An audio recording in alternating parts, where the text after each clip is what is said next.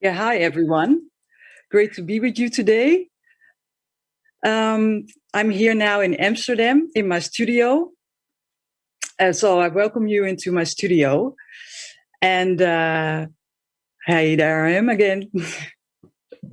Welcome in my studio in Amsterdam, the Netherlands. My name is Els Dragt, and I'm an independent trend researcher at Studio Elsewhere, where I learn and stimulate people of all ages and all professions to explore more and get a lot of inspiring and new information in from the outside in to enable you to get a lot of different perspectives on any topic that you are researching. And today I'm here to demystify the world of trends for you and to democratize the process. Because often when people ask me about my type of work, they hear the word trends and they're like, oh, do you intuitively feel what the future might look like? And actually, that's not the case, because I feel that every one of us, you, me, everyone in this session, and outside of this session, we are all futurists already, because we are all capable of imagining the future, thinking about the future, dreaming about the future, and maybe getting scared and having nightmares about the future. So in that sense, we all already have this innate, inborn ability to think about something that is not here yet. And we, in the present, we can also decide to change our behavior according to these images of the future that we have. So we are already all futurists. And you've probably thought of something in the future also today. Maybe you are already thinking about what you will have for lunch or dinner, or maybe you will be thinking about the next presentations and what they will be like, or you're thinking about your next holiday. Wouldn't that be great? And maybe you're thinking about your retirement. So we all can have these images and thoughts of the future. The only thing is that although we have this skill, we sometimes find it hard to tap into it a bit more and train it, because we could get stuck into our daily routines and into short-term thinking. Like in many companies, you have like a monthly targets or quarterly targets or yearly targets that can also make it hard to really feel and openly explore the future. So let's wake up your inner trend watcher, and I will guide you into giving you some tips and tricks on how to train the trend watching skills. You don't have to become like a fully fledged 24/7 trend watcher yourself, but you can probably also use some of the activities that professional trend watchers use and integrate those into your personal life or your professional life. So how to train it? When I started lecturing in trends, I had to explain to students how the trend process works. And that was very interesting because it pushed me to dissect and make transparent the whole process, which is often a black box, because you see a lot of trend watchers presenting the trends, like these are the trends for 2030, for instance. But how did they get to this information? That's often not shown. So I wrote a book about this, and I also interviewed over 30 other trend watchers from around the world, from Latin America, from Asia, from Russia, from Africa. And they also shared with me their own process. And I will share a summary of this with you today and make it more compressed and practical, so you can start using it maybe today already. So I think the first thing that it's good to have in mind and to start with as a mindset when you go into trend research is that it's explorative. We are not going to try to predict the future with a kind of quantitative way, but we are going to explore all kinds of signs of change happening already right now in the world around us. And these will show us possible directions of the future. So that's a very, crucial and essential mindset to take with you into your research and into your activities when you're engaging with trends. Because sometimes clients ask me like, okay, you've presented some trends. I have an Excel sheet from my company. I have to fill in kind of KPI kind of related stuff. And they ask me questions like, okay, when does this trend exactly go mainstream? At which day and time? And if I tap into this trend, how much money can I make on it? But that's not the guarantee and security and certainty that you can get when you work with trends. But what does it allow you to do? What it helps you to understand is when you engage in these trend-related activities, you start noticing change earlier. You also start to understand these changes better, why they are happening. And also, because of this, you will be able to apply these trends in a better way. So I'm not like a very much an advocate of just buying a yearly trend report. I'm very much an advocate of you also going through the process of trend research at least once to understand how it works. So you will be able to apply it in a better way in your personal life or your professional life. So what I found out about the trend research process, also talking to other trend researchers and dissecting my own, is that it actually can be broken down into 3 phases. The first one is scanning. And this is about getting a lot of information about new things into your life. The second one is about analysis. So understanding all these manifestations of change, why they are happening. And the third one is then applying your trend insights into your daily life or your professional life for any type of challenge that you're working with, and hoping to create maybe some future-proof innovations by using these trend insights. And I will guide you now through these 3 phases, and also will give you some tips on how to integrate it into your own life. So the first one is about scanning. And scanning is about the art of looking sideways. So you're not only going to research your own industry or your own interest, you're also going to look in all kinds of different directions to finding the signs of change in the world outside. And this is also crucial because trends often go across industries and across topics and across target groups. So getting a very broad perspective in, a very broad scope of looking at change, will also help you to find interesting signs that you might not have seen before. How to find these signs of change? Well, trend researchers like me, we often use 2 types of methods. The first is desk research, and this doesn't mean you only read academic journals or something, but desk research in a very broad sense of the word.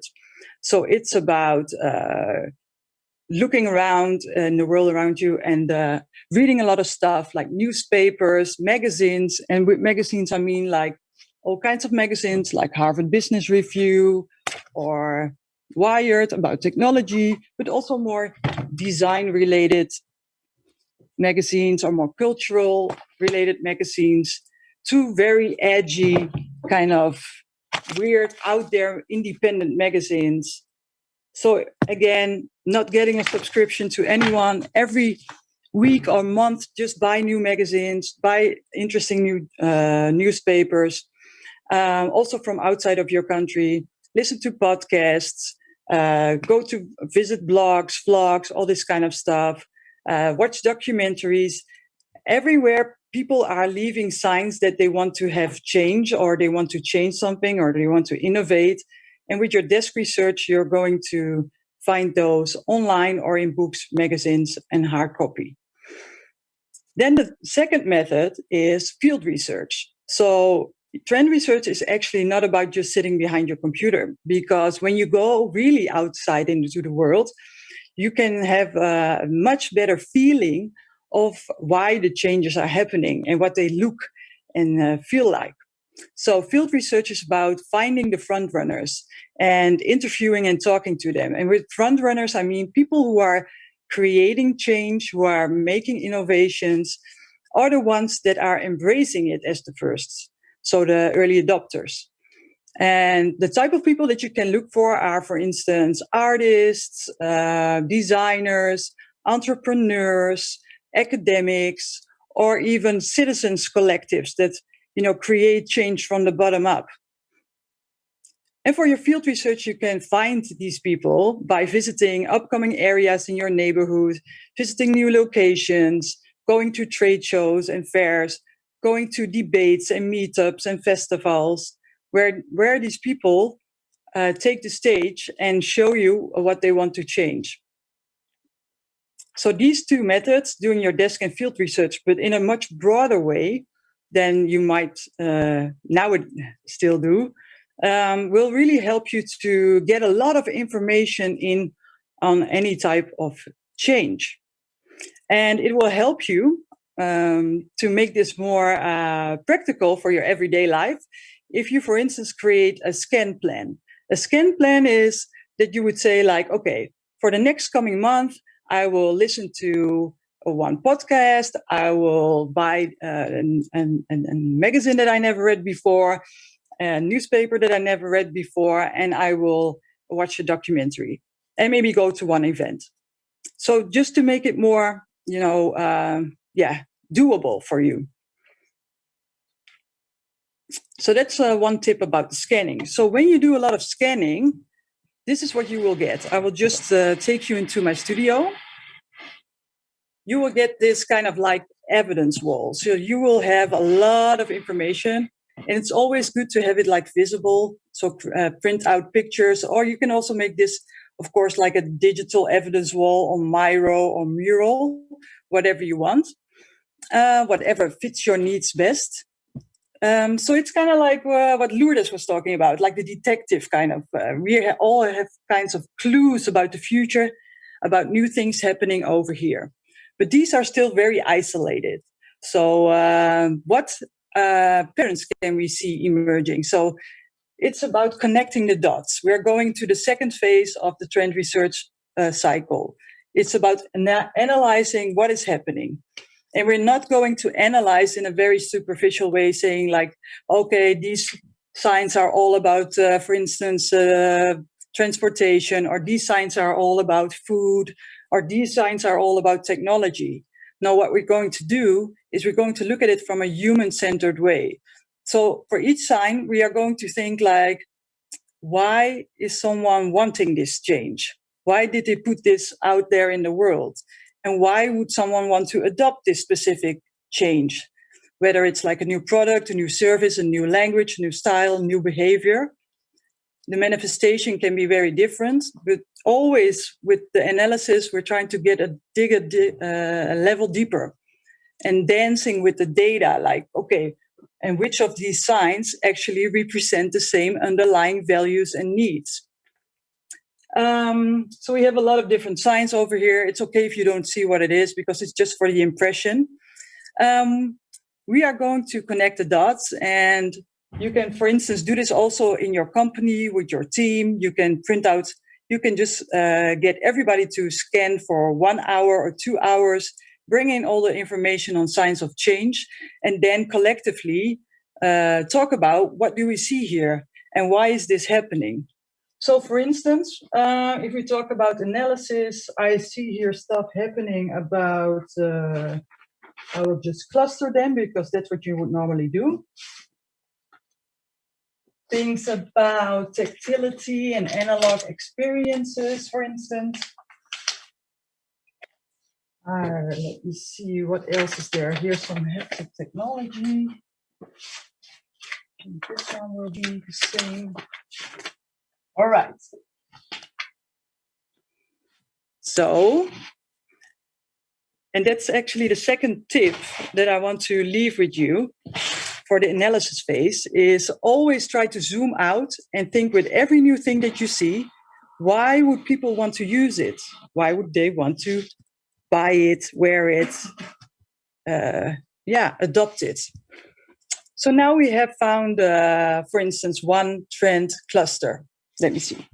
It's over here. And it's this one, and it's okay if you don't see what it is. I will tell you, it's all about people craving for more sensory experiences. And this has been accelerated by, of course, COVID restrictions, where everybody had to stay in their own house. So we see here examples of haptic technology, for instance, but also analog experiences. Now what we're going to do is we're going to go to the third level of trend research, which is applying trends. So we would say, like, if there's this emerging need for more sensory, five-dimensional experiences that like activate all your senses instead of, it's kind of like a reaction to all the swiping on our screens, really wanting to feel this primal human need again to get really engaged into the world, how to apply this type of trend to your business. So there are a lot of trends out there. This is not the only one. And the thing that you can do as a company is to think and, of course, take a look at all the trends out there and then think like, okay, which of these are the most relevant for my company based on your brand values, based on maybe some specific projects that you're already working on. This is something that you as a company would decide yourself. It's not me, the trend watcher, saying to you, you should, tap into this trend. It's something that you as a company or as a person can decide yourself. So when you've selected the most relevant trends, you can think about applying them to your brand. And it kind of works like this. I will just grab a flip over.